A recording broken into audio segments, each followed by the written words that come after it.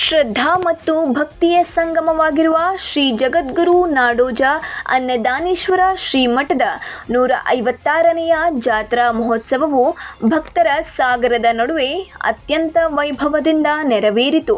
ಈ ವೇಳೆ ಸಕಲ ವಾದ್ಯ ಮೇಳಗಳು, ಗಾಯನ ಮತ್ತು ರಥೋತ್ಸವದೊಂದಿಗೆ ಮಠದ ಆವರಣದಲ್ಲಿ ಸಂಭ್ರಮದ ವಾತಾವರಣ ಮನೆ ಮಾಡಿತ್ತು.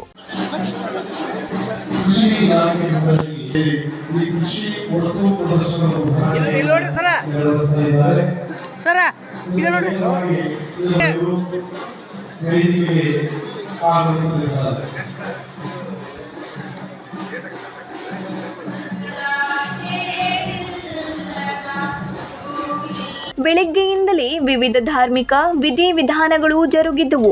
ಉತ್ಸವದ ಪ್ರಮುಖ ಆಕರ್ಷಣೆಯಾದ ವೈಭವದ ರಥೋತ್ಸವವು ಸಕಲ ವಾದ್ಯ ಮೇಳಗಳೊಂದಿಗೆ ಅದ್ಧೂರಿಯಾಗಿ ಸಾಗಿತು. ಭಕ್ತರು ಜಯಘೋಷಗಳ ನಡುವೆ ರಥವನ್ನು ಎಳೆಯುವ ಮೂಲಕ ತಮ್ಮ ಭಕ್ತಿಯನ್ನು ಸಮರ್ಪಿಸಿದರು. ಸಮಾಜಮುಖಿ ಕಾರ್ಯಗಳಿಗೆ ಹೆಸರಾದ ಮಠದಲ್ಲಿ ಜಾತ್ರೆಯ ಅಂಗವಾಗಿ ಸರಳ ವಿವಾಹ ಮಹೋತ್ಸವವು ಅಚ್ಚುಕಟ್ಟಾಗಿ ನೆರವೇರಿತು. ನವಜೋಡಿಗಳು ಹಿರಿಯರ ಆಶೀರ್ವಾದದೊಂದಿಗೆ ಮಂಗಲ ವಾದ್ಯಗಳ ನಡುವೆ ನವಜೀವನಕ್ಕೆ ಕಾಲಿಟ್ಟರು. ಬಹಳ ಅರ್ಥಪೂರ್ಣವಾಗಿರ್ತಕ್ಕಂಥ ಶಕ್ತಿಯನ್ನ ನಮಗೆ ಕೊಟ್ಟು ಹೋಗಿದ್ದಾರೆ. ಒಂದು ಮಮತೆ ಅಂತಕ್ಕಂಥದ್ದಿದೆ, ಇನ್ನೊಂದು ದುಃಖ ಅಂತಕ್ಕಂಥದ್ದಿದೆ, ಮತ್ತೊಂದು ವ್ಯಸನ ಅಂತಕ್ಕಂಥದ್ದಿದೆ.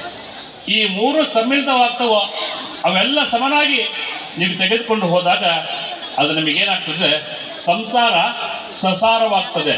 ಸಂಸಾರದಲ್ಲಿರ್ತಕ್ಕಂಥ ಒಂದು ಸೊನ್ನೆಯನ್ನು ತೆಗೆದು ಬಿಟ್ರೆ ಅದು ಸಸಾರವಾಗಿ ನಮ್ಮ ಬೆಳಕನ್ನು. ಸಾಂಸ್ಕೃತಿಕ ಸೊಬಗು ಗಾಯನ ವೇದಿಕೆ ಜಾತ್ರೆಯಲ್ಲಿ ವಿಶೇಷವಾಗಿ ಆಯೋಜಿಸಲಾಗಿದ್ದ ಗಾಯನ ವೇದಿಕೆಯಲ್ಲಿ ಖ್ಯಾತ ಕಲಾವಿದರಿಂದ ಭಕ್ತಿ ಸಂಗೀತ ಹಾಗೂ ಜಾನಪದ ಗಾಯನ ಕಾರ್ಯಕ್ರಮಗಳು ಪ್ರೇಕ್ಷಕರ ಮನಸೊರೆಗೊಂಡವು.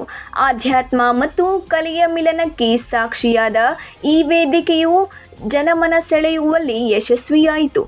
ನಾಡಿನ ವಿವಿಧ ಮೂಲೆಗಳಿಂದ ಆಗಮಿಸಿದ್ದ ಸಾವಿರಾರು ಭಕ್ತಾದಿಗಳು ಅನ್ನದಾನೀಶ್ವರ ಶ್ರೀಗಳ ಗದ್ದುಗೆಯ ದರ್ಶನ ಪಡೆದು ಪುನೀತರಾದರು. ಮಠದ ವತಿಯಿಂದ ಆಗಮಿಸಿದ ಎಲ್ಲ ಭಕ್ತರಿಗೂ ದಾಸೋಹದ ವ್ಯವಸ್ಥೆ ಮಾಡಲಾಗಿತ್ತು. ಶತಮಾನೋತ್ಸವವನ್ನು ಕೂಡ ಆಚರಣೆ ಮಾಡಿಕೊಂಡು ನಾವೆಲ್ಲ ನೋಡಿದ್ದೇವೆ.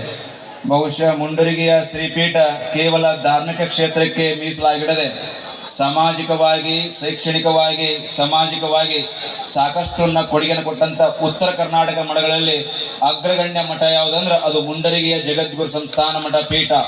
ಈ ಪೀಠದ ಬಗ್ಗೆ ನಾವೆಷ್ಟು ಮಾತಾಡಿದ್ರು ಕೂಡ ಕಡಿಮೆನೆ. ಯಾಕಂದ್ರೆ ಕೆಲವು ಮಠಗಳ ಬಗ್ಗೆ ಕೆಲವು ಸಂಶೋಧಕರು ವರದಿ ಮಾಡ್ತಾರೆ, ಕೆಲವು ಸಂಶೋಧಕರು ಬರೀ ಇತಿಹಾಸ ಬರೀ. ಒಟ್ಟಿನಲ್ಲಿ ಪರಂಪರೆ ಮತ್ತು ಸಂಸ್ಕೃತಿಯನ್ನು ಎತ್ತಿ ಹಿಡಿಯುವಂತೆ ನಡೆದ ಈ 156ನೇಯ ಜಾತ್ರಾ ಮಹೋತ್ಸವವು ಭಕ್ತರ ಪಾಲಿಗೆ ಒಂದು ಅವಿಸ್ಮರಣೀಯ ಕ್ಷಣವಾಗಿ ಉಳಿಯಿತು. Udachappa ತೆಗರಿ, 9 live news, Gadag.